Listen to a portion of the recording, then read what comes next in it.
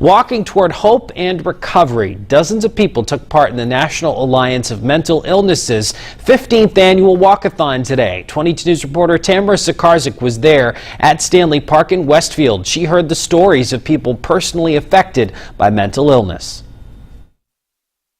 42.5 million. PTSD, chronic depression, and recovering from alcoholism. ODD and anxiety and depression. That's how many people are living with a mental illness in the United States. And for people like Deborah O'Brien, it can be a tough road to travel. Nobody would study with me in the occupational therapy program because they found out I had a mental illness. And I went in the psych hospital because my meds weren't right. The only person I talk about it are people that I know that I can trust.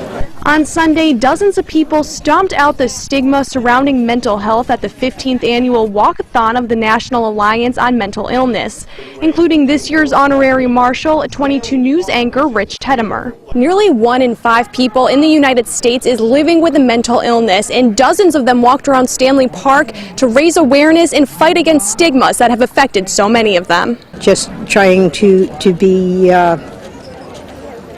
real. No one would listen to me. They'd always listen to my parents, or they'd listen to other things, or, because you were supposed to fit into the community the way they wanted to. Fitting into the community with a mental health illness isn't easy at any age. Julia LeVeg, a high school sophomore, knows firsthand just how critical support from family and friends can be. 2 years ago, I got diagnosed with bipolar type 2. After watching her aunt pass away, she's made it her mission to raise awareness for mental health. It means a lot to us, when people support us. My aunt recently passed away with an overdose of bipolar. She overdosed and abused alcohol and drugs. Every step taken was a step forward for the millions who've struggled with mental illness. In Westfield, Tamara Sakarzik, 22 News.